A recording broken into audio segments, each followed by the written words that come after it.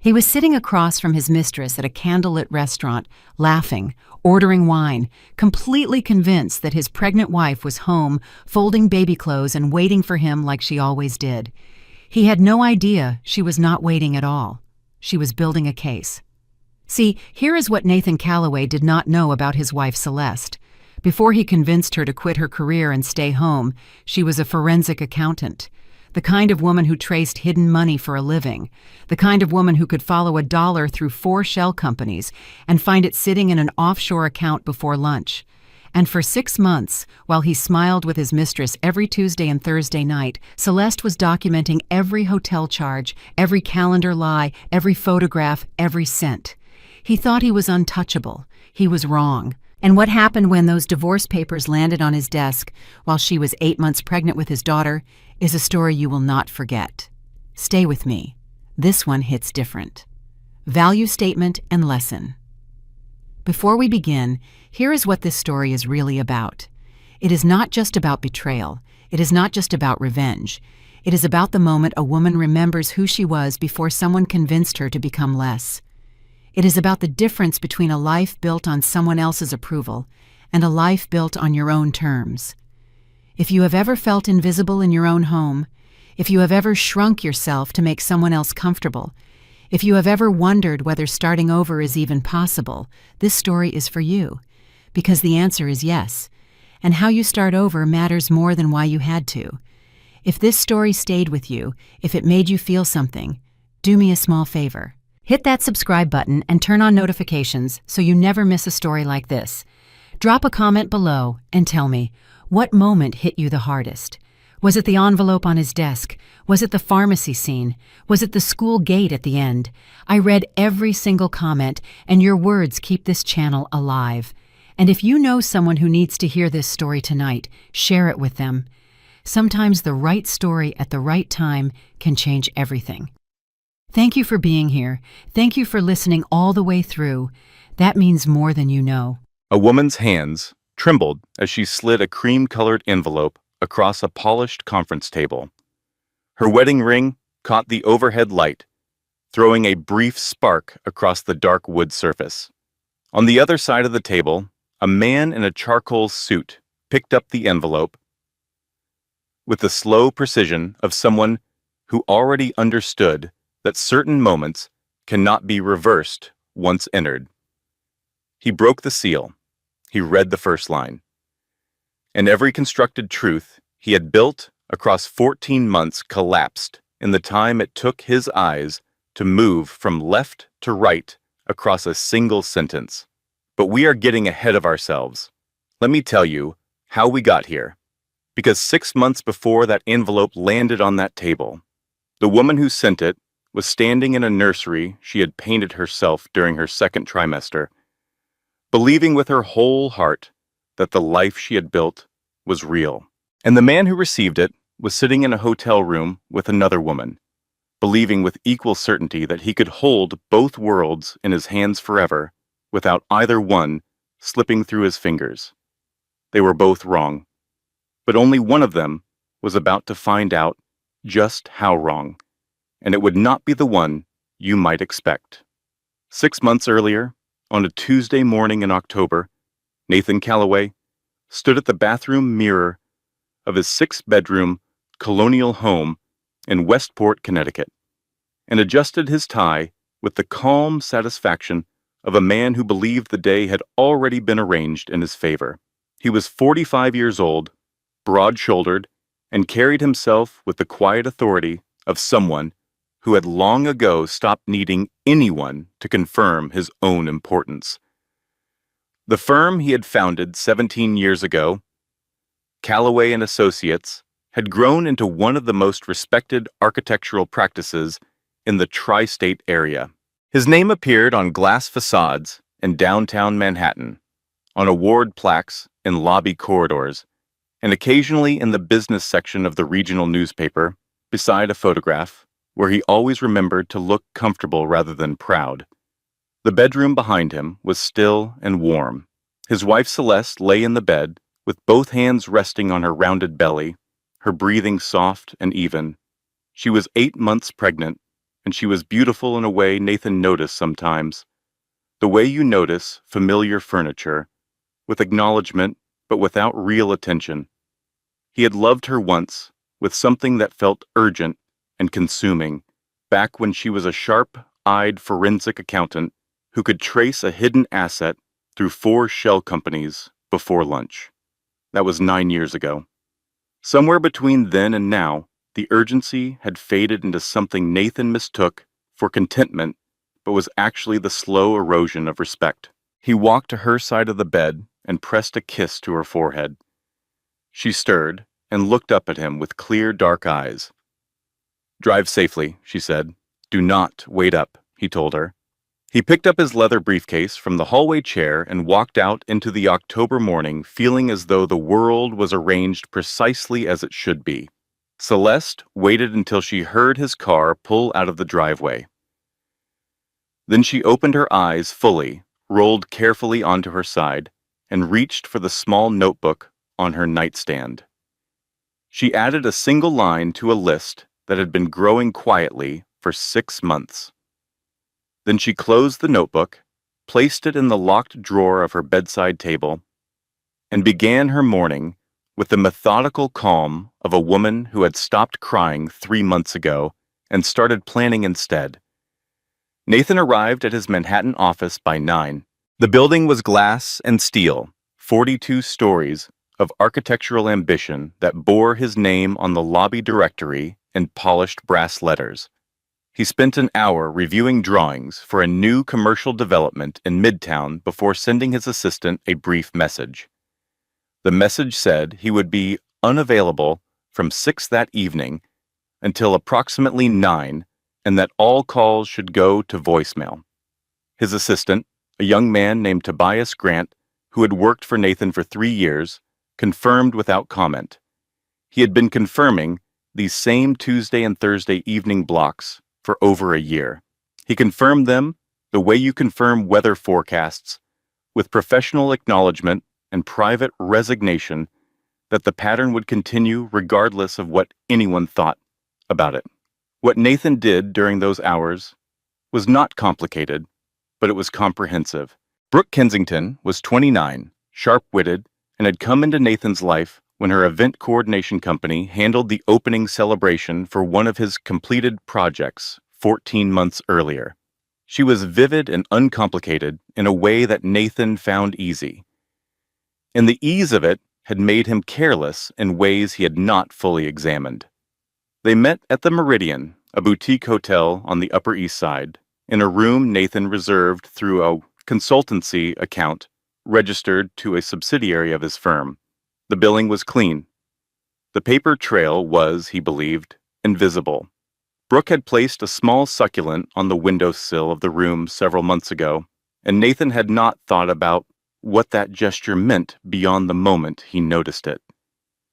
He had not thought about what any of this meant beyond the moment, because he had spent 14 months constructing a version of his life in which consequence had no logical place.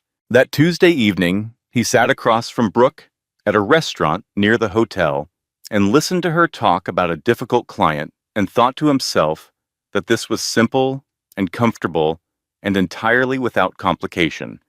He ordered wine. He raised his glass. He smiled across the table.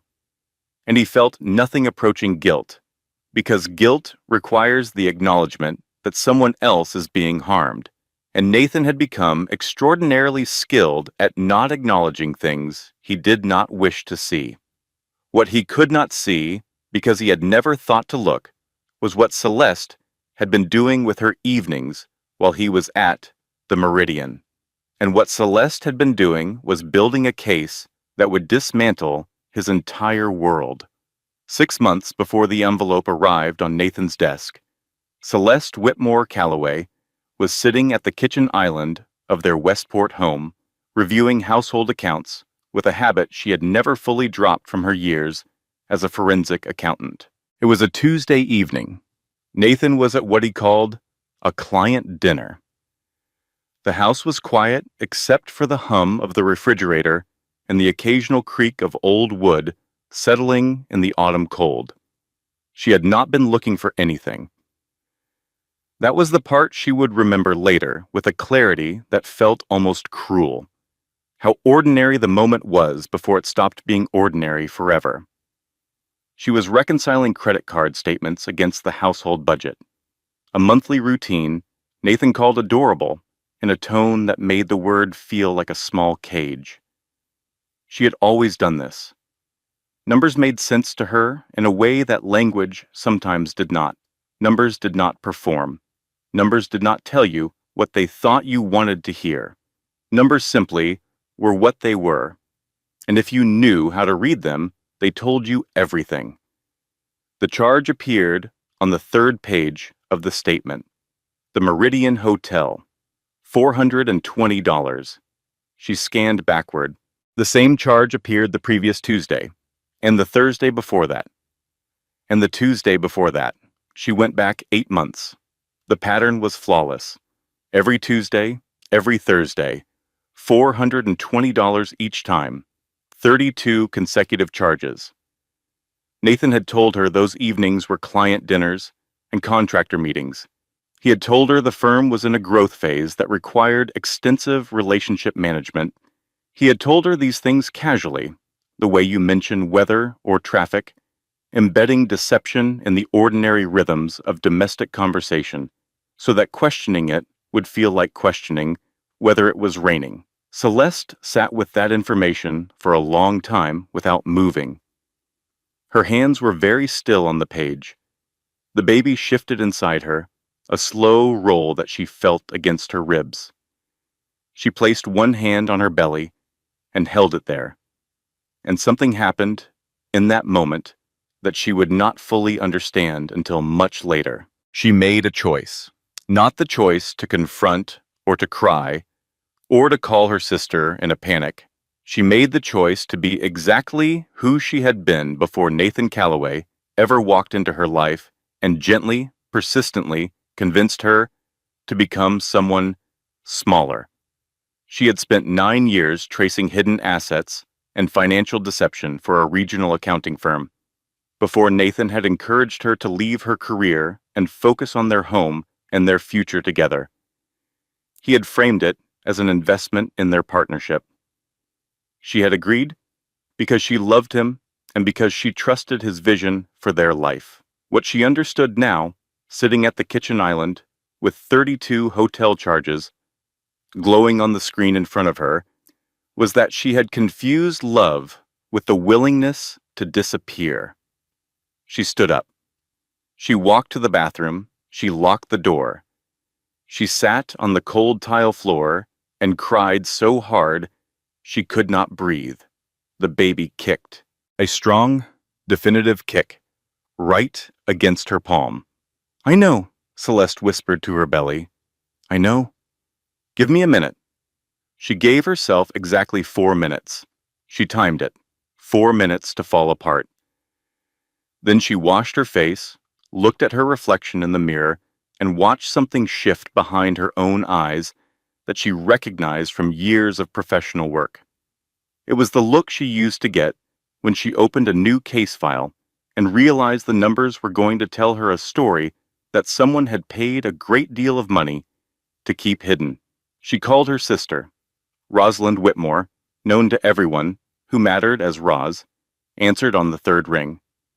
She was mid-shift at Stanford Hospital, where she worked as an ER nurse, and her voice carried the particular blend of alertness and exhaustion that 12-hour shifts produced. Celeste said 4 words. "He is cheating on me." The silence on the other end lasted exactly 3 seconds, which was the longest Roz had been quiet about anything in her entire adult life. "I am coming over," Roz said. "Do not touch the knives. That is a joke. Mostly." Roz arrived 40 minutes later with grocery bags. Celeste, who had spent the intervening time sitting at the kitchen island without moving, stacking and restacking the evidence in her mind the way she used to organize case files, looked up when her sister walked through the door.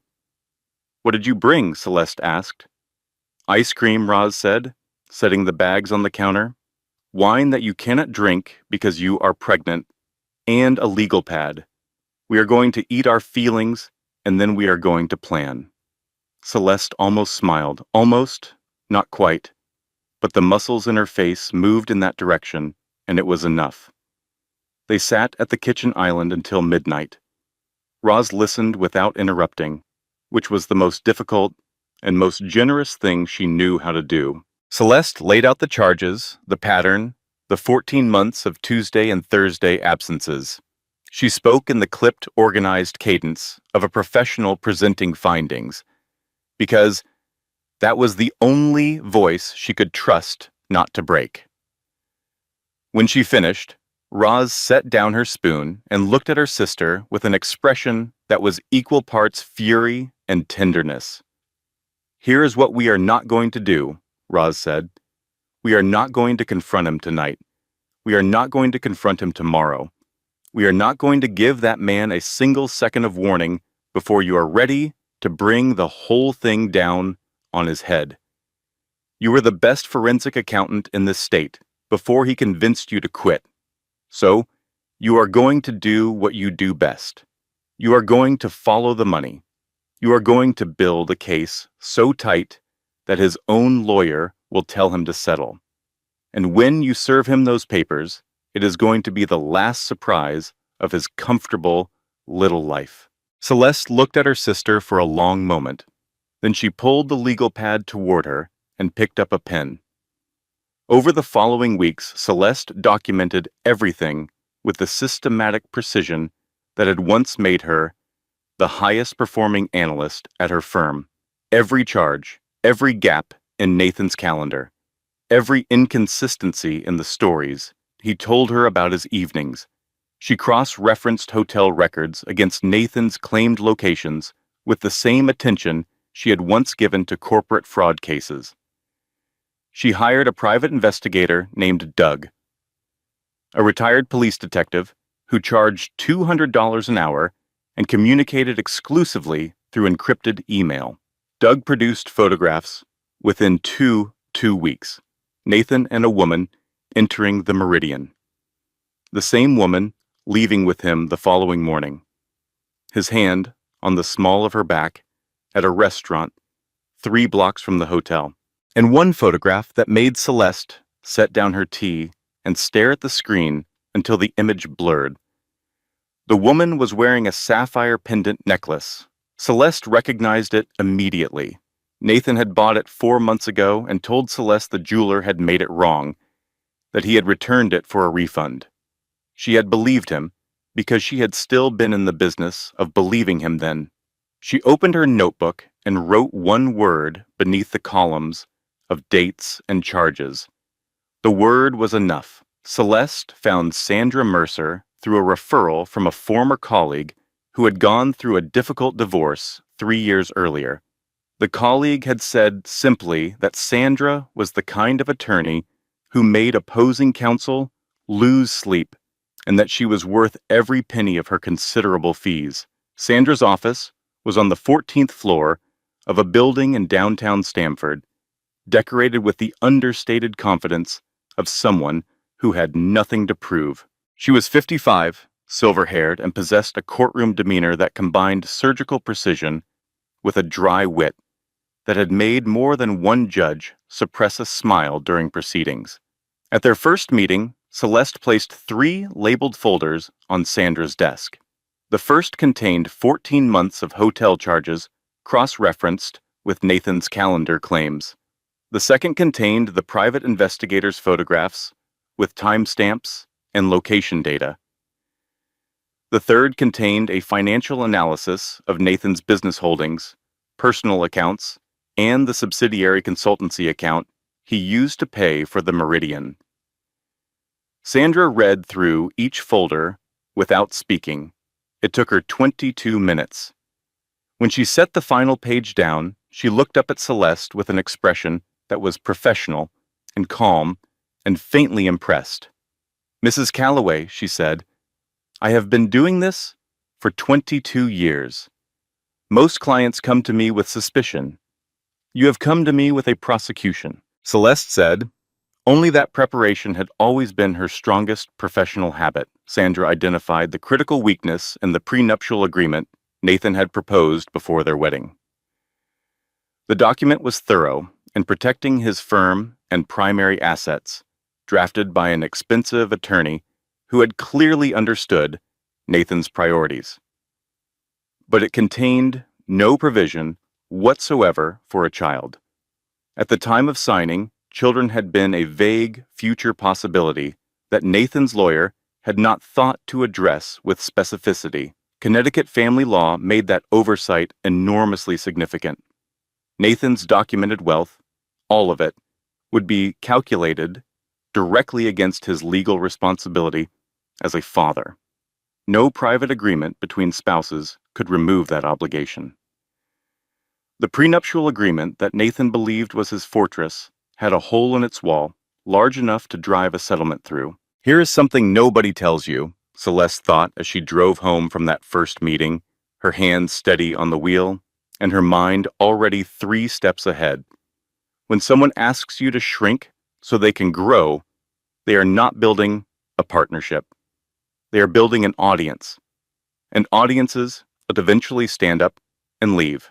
Over the following 8 weeks, Celeste constructed her exit with the same meticulous attention she had once applied to training offshore accounts.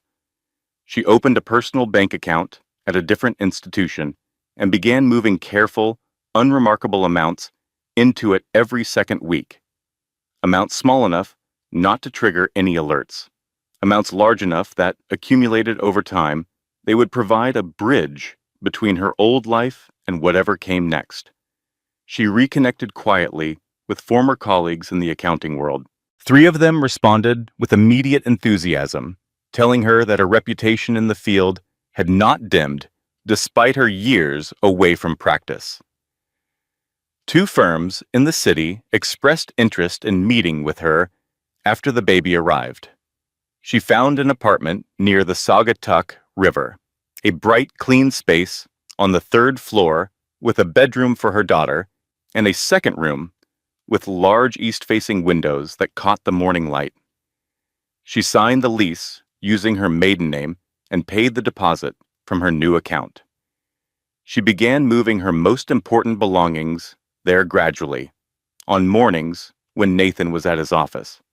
Her professional certificates, her research notebooks from her accounting years, the photographs from her career that Nathan had always kept behind the living room bookcase, rather than on the wall where she might have put them herself. Each trip felt like recovering a piece of herself that she had agreed to store away in exchange for a life that had turned out to be a carefully decorated lie.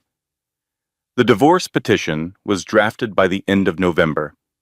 Sandra reviewed it 3 times, tightening language, strengthening positions, ensuring every claim was supported by documentation that would withstand aggressive cross-examination. The petition requested dissolution of marriage on grounds of documented marital deception, full financial disclosure across all registered entities, primary custody of the unborn child, child support calculated against Nathan's comprehensive, documented income. Celeste scheduled the delivery for a Thursday morning at 11. She chose Thursday because Nathan held his weekly investor briefing from 10 to 11, which meant the envelope would arrive while he was in the meeting and would be waiting on his desk when he returned. She chose 11 because she wanted him to open it alone, in the quiet of his office, with no audience to perform for. She also placed a handwritten letter inside the envelope alongside the legal documents. She had written it 3 weeks earlier at the kitchen table, with her hands resting on her belly and the quiet of the house around her. The letter was not written in anger, and it did not plead for anything. It said simply that she had given this marriage everything she had, that she had watched that investment become something unrecognizable, that she was choosing her daughter over a life built on careful pretending. The final line said that the thing she found saddest was not what he had done, but that he had never understood the value of what he already held.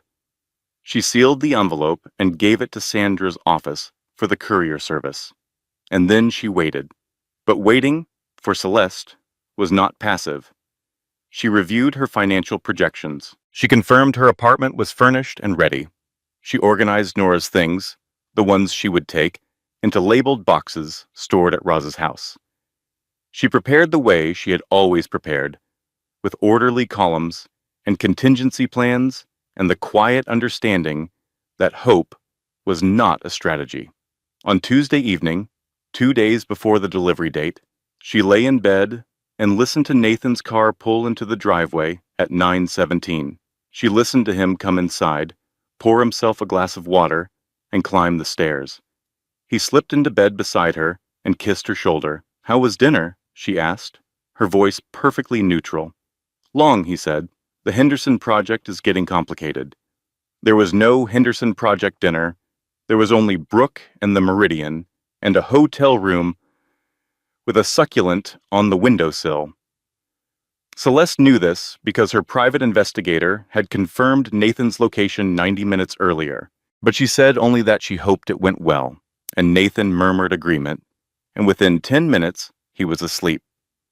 Celeste lay in the dark and placed both hands on her belly and said nothing. 2 more days. The thing about carefully laid plans is that they assume the world will cooperate with their timing.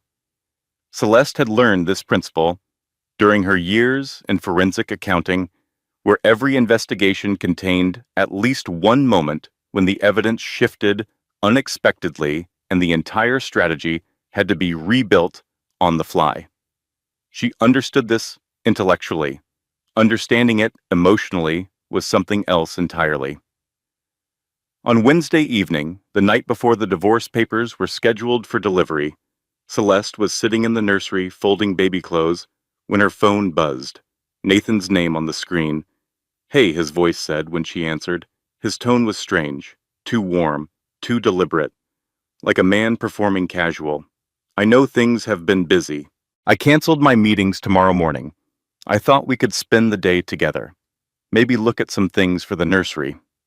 Celeste's hands went still on the onesie she was folding. Her heart rate, which had been calm and steady for months, spiked so hard she could feel it in her throat. "That sounds nice," she said, and her voice did not betray her. 9 years of living with a man who lied for a living had taught her, among other things, how to keep her own voice level when the ground was moving beneath her feet. She ended the call and immediately opened the cloud account linked to her old college email, the one Nathan did not know existed. She pulled up her financial records. Everything looked normal. Then she checked the joint account statement and saw it. One charge dated 3 days earlier to Douglas Wright Investigative Services. $200. She had paid Doug from the joint account exactly once, a mistake she had made during a week when her personal account was between transfers, and she needed the invoice cleared before a deadline. She had intended to reclassify it later. She had not reclassified it, and Nathan, or someone with access to Nathan's accounts, had seen it. He did not know what she knew, but he knew she had hired a private investigator, and a man who was keeping a secret would understand immediately what that meant. Celeste called Sandra. It was 9:14 in the evening. Sandra answered on the 4th ring, her voice carrying the particular alertness of an attorney who had spent 2 decades being called with bad news at inconvenient hours. Celeste explained the situation in 3 sentences. Sandra was quiet for a moment. "If he moves assets tonight," Sandra said, "our entire financial strategy changes. We need to accelerate." The courier service was closed. Electronic filing could not happen until the court opened at 9 the following morning. Celeste was trapped in a house with a man who might be one search engine query away from discovering everything she had built. Sandra said she would have the papers ready for emergency filing first thing. She told Celeste to stay calm, to maintain her routine, to give Nathan absolutely no indication that anything had changed. She said these things in the firm, measured voice of a woman who had guided clients through worse. Celeste hung up and sat in the nursery for 3 minutes, breathing. Then she texted Roz, "I think he knows something." Roz responded in 40 seconds. Scale of 1 to 10, 7, Celeste typed. Then you do not sleep tonight. And tomorrow you move like your life depends on it, because it does. Nathan came home at 9:40. He was cheerful in a way that felt like a costume. He brought Chinese takeout, which he never did on Wednesdays, and he set the containers on the kitchen island and talked about a project deadline while Celeste ate shrimp lo mein and monitored his face for any indication of what he actually knew. He gave nothing away, which meant either he did not know or he was as good at performing normal as she was. Neither option was comforting. They went to bed at 11. Nathan fell asleep within 15 minutes. Celeste lay beside him in the dark, wide awake, her mind running calculations the way it used to during all-night audit sessions. Every few minutes, the baby moved, small shifting adjustments that felt like a reminder that whatever happened next, there was someone depending on the outcome. At 5:30 in the morning, Nathan got up to use the bathroom. The moment the door closed, Celeste reached for his phone on the nightstand. It was unlocked. She had 14 seconds, maybe 20, before the toilet flushed and the door opened. She opened his messages and scrolled until she found a name that made her stomach drop. Henry Calloway. Nathan's older brother, owner of the firm. The most recent message, sent at 11:47 the previous night, read, "We need to talk about the accounts. Something is off. Call me before you do anything." Celeste closed the phone, placed it exactly where it had been, and rolled onto her side. With her eyes closed 3 seconds before the bathroom door opened, Nathan climbed back into bed. His breathing evened out within minutes. Celeste lay in the dark and understood that her situation had just become significantly more complicated. Henry was not just Nathan's brother and business partner. He was a man with full access to the firm's financial records, which meant he had seen the same consultancy account charges that Celeste had traced to the Meridian. But Henry's concern in that message was not about Nathan's affair. His concern was about the accounts, which meant Henry had noticed something else, something financial. And the most likely thing he had noticed was the money Celeste had been moving. She had planned for Nathan as an adversary. She had not planned for Henry. She had one enemy with a secret. Now she had two. Sandra filed the divorce petition electronically at 9:03 on Thursday morning. By 9:20, a courier was en route to the Calloway house in Westport because Nathan had canceled his office meetings and was home. Celeste was in the kitchen when she heard the doorbell at 10:15. She knew what it was. She had arranged for it, even if the delivery location and timing had shifted from the original plan. She set down her coffee cup and waited. Nathan answered the door. She heard the brief exchange with the courier, a signature requested, a thank you, the door closing. Then footsteps back through the foyer. He appeared in the kitchen doorway, holding the cream-colored envelope. His expression was curious, nothing more. He had not yet looked at the return address. "Something from a law office," he said. "Did you order something?" Celeste did not answer. She stood with her back against the kitchen counter and her hands at her sides and watched him turn the envelope over and read the return address. Sandra Mercer, Family Law Associates. She watched his face change. It happened in stages, like weather moving across a landscape. Curiosity, confusion, recognition. And then something cold and still that was more frightening than anger because it was the face of a man deciding how to perform his next emotion rather than actually feeling one. He opened the envelope right there in the kitchen. He read the first page, standing up. By the second page, he had moved to the island and was leaning against it, with both hands flat on the granite. By the third page, he had found the photographs. He held one up. Nathan and Brooke entering the Meridian. Timestamp in the lower corner. You had me followed, he said. His voice was level and controlled. You gave me a reason to, Celeste said.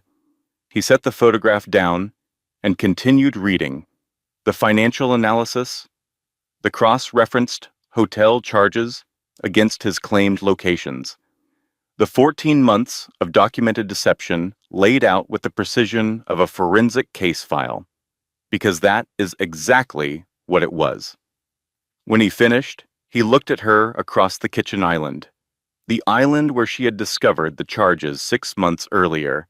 The island where she had sat with Roz and built her plan. The island that had been the silent witness to the entire dismantling of their marriage, from both sides. You think you can take my life apart, he said. His voice was quiet, which was worse than shouting. I built this life. Every room you are standing in, every piece of furniture you are touching. You were nothing when I found you. Celeste felt those words land in her chest like stones, not because she believed them, but because she recognized them.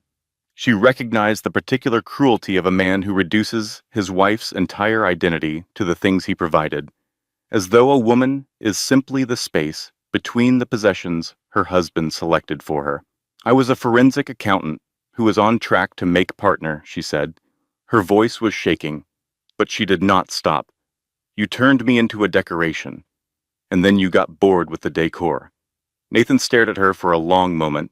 Then he picked up his keys from the counter, walked to the front door, and slammed it so hard that a picture fell off the hallway wall. Their wedding photograph. The glass cracked across both their faces. Celeste stood in the kitchen and listened to his car start and pull away. Then she picked up her phone and called Roz. He got the papers, she said. How did it go? Roz asked. He said I was nothing when he found me. Roz was quiet for exactly 2 seconds. Did he actually say that? That is a real thing men say. I thought that was just in movies. Incredible. The audacity is almost artistic. Celeste almost laughed. Almost. The muscles moved in that direction, and it was enough. Here is something worth knowing about the moment when a controlled man loses control. He does not become smaller. He becomes more dangerous. Because a man who has spent his entire adult life curating his image will fight harder to protect that image than he ever fought to protect the people inside it. Nathan drove to his office and called his brother Henry from the parking garage. Within the hour, they had contacted Gerald Ashford, the most aggressive family law attorney in Fairfield County. By that evening, the counterattack was in motion. The first blow came on a Friday afternoon, exactly 1 week after Nathan received the divorce papers. Celeste was at the pharmacy, picking up prenatal vitamins. She handed her credit card to the pharmacist, a kind-faced woman she had been seeing monthly throughout her pregnancy. The card was declined. Celeste tried a second card, declined. She stood at the counter, 8 months pregnant, and felt the particular humiliation of financial helplessness in a public space. The pharmacist's sympathetic expression, the woman behind her in line pretending to look at her phone. She paid with $14 in cash from her purse and walked to her car and sat in the parking lot for 3 minutes before she trusted herself to drive. Nathan had frozen the joint accounts, all of them. Her personal accounts still had the money she had moved, but the joint accounts, which held the operating funds for the household, the prenatal care costs, the insurance payments, were locked. Sandra filed an emergency motion that afternoon, but the damage was not only financial, it was psychological. It was designed to make Celeste feel exposed and vulnerable at the exact moment when she needed to feel strong. The second blow arrived 4 days later. in the form of a legal filing from Gerald Ashford. The motion was titled, Emergency Request for Psychological Evaluation of Petitioner. Celeste read it at Sandra's office, sitting in the leather chair across from her attorney's desk, and felt the words rearrange themselves into something she recognized with the particular horror of a woman watching her own competence being weaponized against her. Gerald's filing characterized Celeste's investigation as evidence of obsessive and paranoid behavior. Her systematic documentation was described as compulsive surveillance. Her methodical financial preparation was framed as secretive asset manipulation indicative of emotional instability. The filing requested that the court mandate a full psychological evaluation before any custody determination could proceed, arguing that the mother's erratic behavior pattern raised concerns about her capacity for sound parental judgment. Nathan had taken the 6 months of meticulous work that represented Celeste's greatest professional strengths and rewritten them as symptoms of a disordered mind. It was, she realized, the most sophisticated lie he had ever told. Because it used the truth, every fact was technically accurate and simply changed the story those facts were telling. Sandra read the filing with the controlled fury of an attorney who had seen this tactic before and despised it every single time. "This is what they do," Sandra said. "They punch back hard and fast and hope you crumble. Are you going to crumble?" "I do not know," Celeste said. Her voice broke on the last word. "Wrong answer," Sandra said. "Try again." A long silence. "No," Celeste said. "Good. Now let me tell you what Gerald Ashford does not understand about you." The third blow was the one Celeste had not seen coming. Henry Calloway called her directly on a Tuesday evening. His voice was warm and concerned and entirely false. "Celeste," he said, "I hope you know I have always considered you family. This situation between you and Nathan is painful for everyone. I want you to know that I am trying to be fair to both sides." Then his voice shifted, just slightly, just enough. "But I should tell you," he continued, "that if this divorce becomes contentious, I may be asked to provide testimony about certain things I observed during firm events over the years, the holiday parties, the client dinners. I would hate for anyone to mischaracterize things I witnessed, but you understand, as a partner in the firm, my obligation is to accuracy." He paused. Then he said, very carefully, that he recalled several occasions when Celeste had seemed unusually emotional at firm events, drinking more than seemed comfortable, making comments that struck him as erratic. He said he was sure these impressions were just that, impressions. But in a courtroom, impressions could become testimony. It was all lies, every word. Celeste had attended Nathan's firm.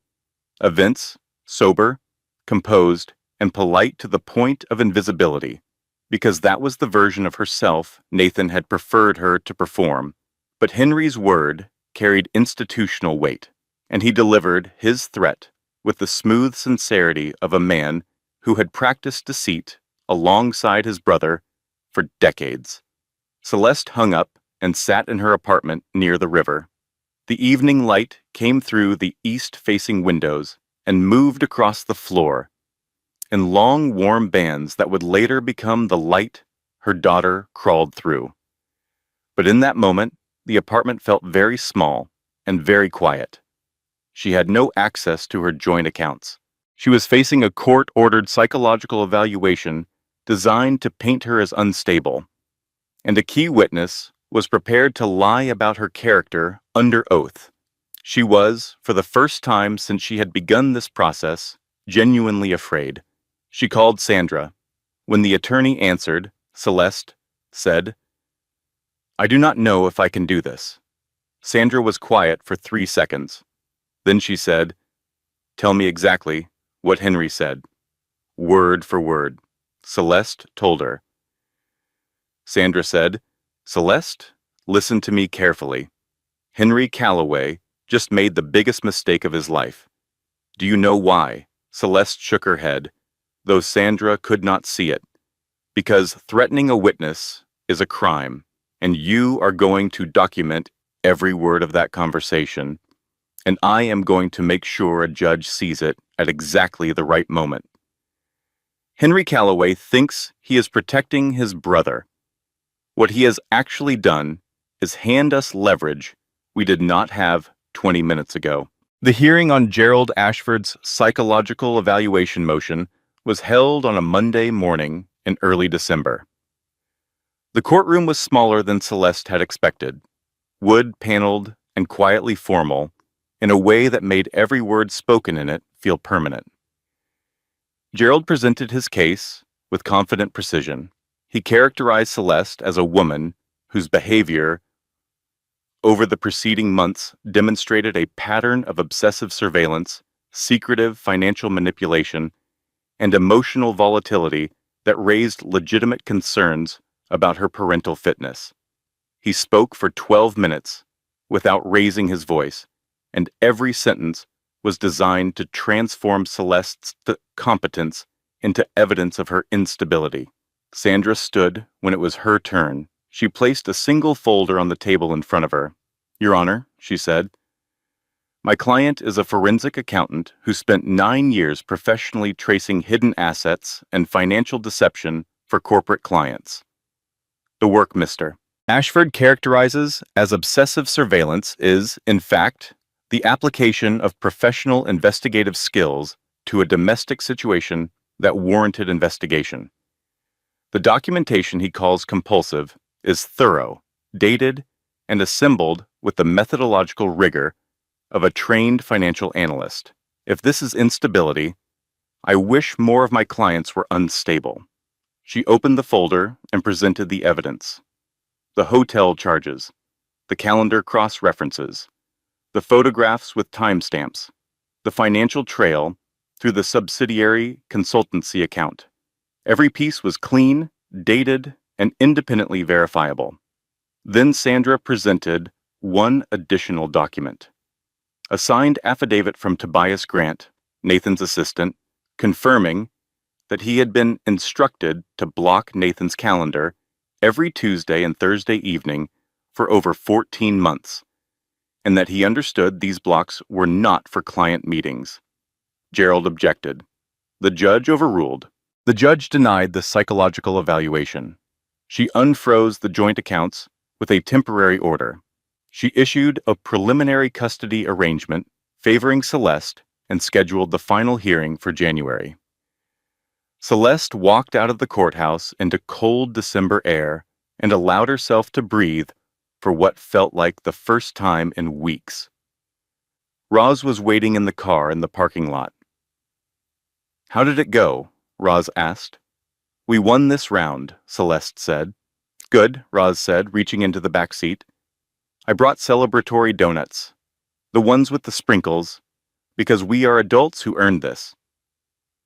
Celeste took a donut and bit into it and felt a small, cautious warmth spread through her chest. "Something Sandra taught me that I want every woman to hear," she thought as she sat in the passenger seat of her sister's car. "In a divorce, they will try to make your competence look like crazy. Your preparation will be called obsession. Your self-protection will be called aggression. Name it for what it is. And do not let anyone rewrite your strengths as weaknesses." For 2 weeks, things stabilized. The accounts were accessible. The apartment was fully furnished. Celeste began reconnecting with professional contacts in earnest.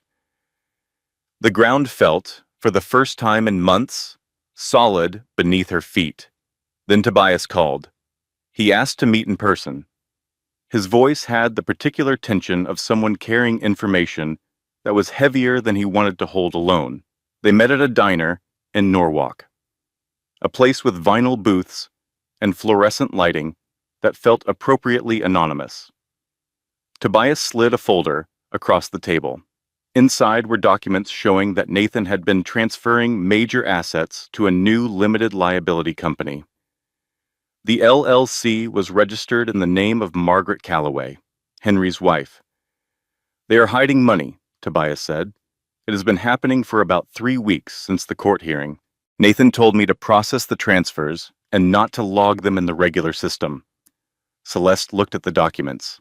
The amounts were significant. $2.8 million moved through 3 separate transactions into an entity that, on paper, had no connection to Nathan Calloway.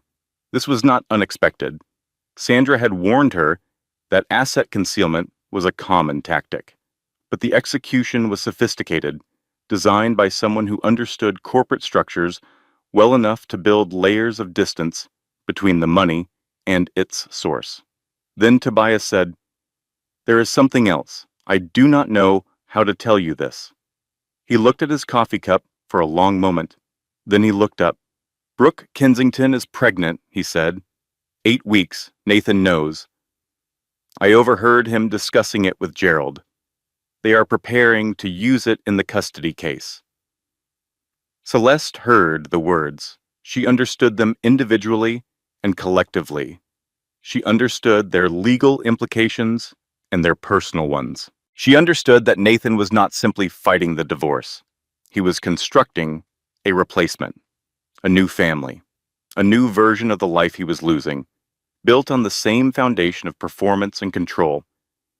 And he intended to use that construction to argue that their daughter would be better served by a 2-parent household that included him and the woman he had been sleeping with for 14 months. She put both hands flat on the table. The diner sounds faded. The fluorescent lights buzzed overhead. A waitress walked past, carrying plates that clinked against each other. Celeste bent forward and pressed her forehead against the cool surface of the table and stayed there for 10 seconds. When she lifted her head, her eyes were red, but her jaw was set. There is a moment in every fight where the thing you feared most actually happens, she thought. And you discover something strange. You are still breathing. The worst thing happened, and you are still here. That is not hope. That is just fact. But sometimes, fact is enough to build on.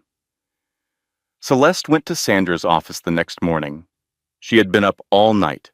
She looked, by her own admission, terrible. Her eyes were swollen. Her hair was pulled back in a way that suggested function over appearance, and she was wearing the same sweater she had worn the previous day because changing clothes had not made it onto her priority list.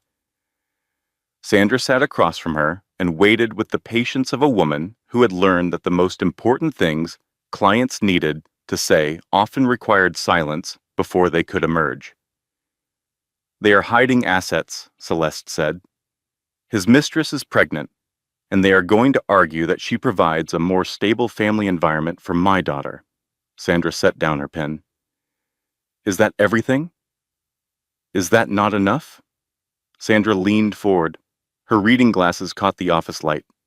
"Celeste," she said, "you spent 9 years tracing hidden money for a living. He is hiding money. This is not a disaster. This is your entire professional skill set, gift-wrapped and handed to you by a man too arrogant to remember what his own wife used to do for a living." The words landed in the room like a match, striking. Celeste sat very still. Then something happened behind her eyes that Sandra would later describe to a colleague as the most satisfying thing she had seen in a courtroom career spanning 2 decades. The forensic accountant who had been dormant for years woke up completely. Celeste spent the next 3 weeks working, not the cautious, careful work of a woman protecting herself, the focused, relentless work of a professional doing what she was born to do. She started with the LLC registered to Margaret Calloway. She traced its formation documents, its registered agent, its banking relationships. She followed the money through 3 shell entities, each one layered to create distance from Nathan's name. She mapped transaction flows, identified timing patterns, and built a financial reconstruction that showed, with mathematical certainty, that $2.8 million in marital assets had been concealed. She also discovered something Nathan had not anticipated. He had used firm resources, specifically billable hours from an associate attorney on the Callaway and Associates payroll to set up the shell structure. This meant firm money had been used for personal asset concealment, which was not simply a divorce tactic. It was a potential tax fraud issue that put the entire firm at risk. She brought everything to Sandra in a folder that was 3 inches thick and organized with color-coded tabs. Sandra reviewed it in her office over 2 hours. When she finished, she removed her reading glasses and set them on the desk and looked at Celeste. "I'm going to file an amended petition tomorrow," Sandra said. "It will include fraud allegations." Gerald Ashford is going to lose his mind. Gerald Ashford called Sandra the following Monday in what Sandra later described as a state of controlled professional panic. Sandra's response was delivered with the calm of a woman who had been practicing law since before Gerald had passed the bar. "Your client hid assets from a forensic accountant," Sandra said.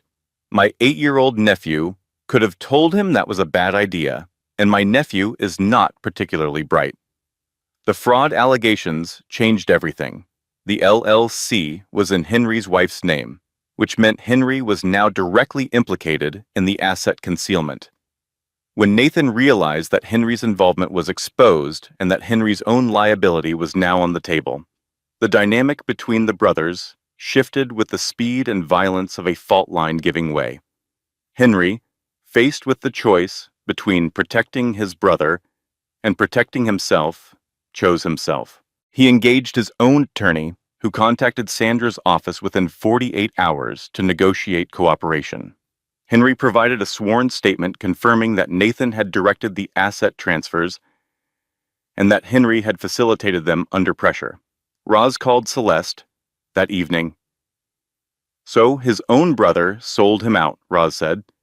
"Thanksgiving is going to be incredible. Can I come? I will bring a casserole and a court reporter." Celeste laughed. A real laugh. The first real laugh in months. It felt unfamiliar and necessary, like stretching a muscle that had been held tight for too long. Celeste went into labor on a Saturday morning in January, 31 days after the first hearing. She was in her apartment near the river, sorting through a box of items she had brought from storage. When the first contraction arrived with the unmistakable certainty of something that had been organizing itself for months and was now ready, she breathed through it. She checked the time on her phone. She called Roz. Roz arrived in 12 minutes. She had kept her schedule clear for 2 weeks and her phone charged at all times because she had understood from the moment Celeste told her what she had decided, that this birth was going to be one of the most important days either of them would experience. In the car, between contractions, Celeste said, "If Nathan shows up before this baby is out, I swear to—" Roz held up one hand. "He will not. I told the nurses' station he needs to check in with security first. I may have implied there is a restraining order. There is not. But they do not know that," Roz, Celeste said, half laughing, half groaning. "What? It is a gray area." Labor lasted 9 hours. Roz stayed for every one of them. She held Celeste's hand and did not offer advice and did not speak more than necessary, and understood that sometimes presence is the only form of support that actually reaches a person in the moments that matter most. There were moments during those 9 hours when the pain was so total that Celeste lost track of everything except the breath she was in. And in those moments, she thought about nothing. Not Nathan, not the divorce, not the hidden money, or the legal filings, or the woman carrying another man's child in a hotel room across town. Just the breath, just the next second, just the work of bringing her daughter into the world, Nora Whitmore. Callaway was born at 10:08 in the evening. She weighed 7 pounds and 4 ounces. She had dark eyes and a calm, watchful expression that seemed older than ours, as though she had arrived already understanding that the world was a complicated place, and she intended to observe it carefully before forming opinions. Celeste held her daughter against her chest and wept. Not from grief, not from exhaustion, although she was exhausted in every cell of her body. She wept from the overwhelming and wordless reality of something honest arriving in a life that had felt dishonest for a very long time. She named her Nora, after their grandmother, who had told her and Roz when they were girls that a woman who knows her own worth will never have to convince someone else of it. Celeste had carried that sentence for 24 years, and now she had a daughter to pass it to. Roz held the baby while Celeste slept. When Celeste woke 4 hours later, Roz was still in the chair beside the bed, Nora asleep in her arms, her face soft with the tenderness she usually kept behind several layers of sarcasm. "She has your nose," Roz said quietly. "Poor kid," Celeste said.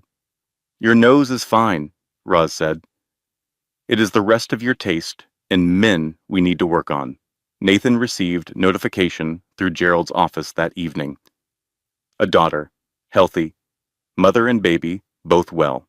Visitation available the following afternoon between 2 and 4. He arrived at the hospital at 1:58. He had chosen a gift himself rather than delegating. A small stuffed rabbit with soft gray fur that he had picked from a shelf of identical options and held in his hands in the store for several minutes, trying to select the right one, not understanding that they were all the same and that the choosing was the only part that mattered. The nurse showed him to Celeste's room. He knocked twice before opening the door. Celeste was sitting up in the bed, tired and luminous at once, holding a small, bundled person who had her mother's dark eyes and a calm expression that made Nathan feel, for the first time in his adult life, that he was in the presence of someone who could see right through him and had decided to reserve judgment for now. Celeste told him Nora's name. She told him that visiting arrangements would be managed through their attorneys for the foreseeable future. She told him she expected him to show up consistently for his daughter, regardless of everything that had happened between them, and that consistency was the only thing she intended to measure him against going forward. Her voice carried no sharpness and no forgiveness, only clarity, which was harder to sit with than either of those things would have been. She offered to let him hold Nora. He accepted with both hands trembling. The baby was warm and impossibly small and real in a way that reorganized something essential inside his chest. He held her for 3 minutes and then returned her carefully to Celeste's arms and said the only thing that felt truthful. "I am sorry," he said, plainly, without explanation or request attached to it. Celeste looked at him for a moment before she responded. "I know," she said. "Sorry is a beginning, not a resolution." Then she looked down at Nora, and Nathan understood from the quiet completeness of that gesture that the conversation had arrived at its natural end. The final divorce hearing was held on a Wednesday morning in March, 7 weeks after Nora was born. The courtroom was the same wood-paneled room where the psychological evaluation motion had been denied 3 months earlier. Sandra Mercer sat beside Celeste at the petitioner's table, with the calm focus of a surgeon entering an operation she had prepared for comprehensively. Gerald Ashford presented Nathan's position. He spoke about Nathan's therapeutic progress, his consistent visitation record, his genuine commitment to co-parenting. He requested equal custody and argued that Nathan's recent behavior demonstrated meaningful personal growth. Sandra stood. "Your Honor," she said, "Mr. Calloway asks this court to believe he is a changed man. I would like to believe that is possible. But 3 weeks ago, his client was still concealing assets in a limited liability company registered to his sister-in-law. Changed men do not hide money. Changed men do not weaponize custody proceedings. Changed men do not send family members to threaten witnesses. Changed men show up differently. And so far, all Mr. Calloway has changed is his strategy. She presented the complete amended case, the affair evidence, the 14 months of hotel charges and photographs, the subsidiary account used to fund the deception, the hidden assets traced through 3 shell entities, Henry Calloway's sworn statement confirming his brother directed the concealment, the recordings of Henry's threatening phone call to Celeste. Gerald objected twice. The judge overruled both times. The judge ruled decisively. Primary custody to Celeste. Substantial child support calculated against Nathan's full documented wealth, including the previously concealed assets. A property settlement generating independent income. Regular visitation for Nathan, contingent on continued consistency. And a formal note in the court record regarding the attempted asset concealment and witness intimidation. Nathan sat in the courtroom and, for the first time in the proceedings, did not perform. His face was simply the face of a man who had lost something he could not get back, and who was beginning to understand, slowly and painfully, that the loss had not started with the envelope on his desk.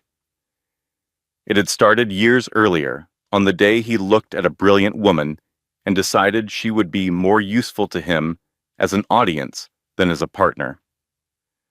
Celeste walked out of the courthouse and did not look back. Nathan did not contest the settlement. The aftermath arrived not as a single moment, but as a series of quiet reckonings that unfolded over the following months. Brooke Kensington, after learning the full scope of Nathan's deception and the legal consequences he now faced, ended their relationship.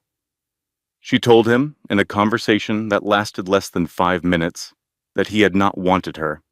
He had wanted someone who made him feel like he had not lost anything. That is not love, she said. That is furniture. Henry left the partnership. The brothers did not speak for a long time afterward. The firm survived, but diminished.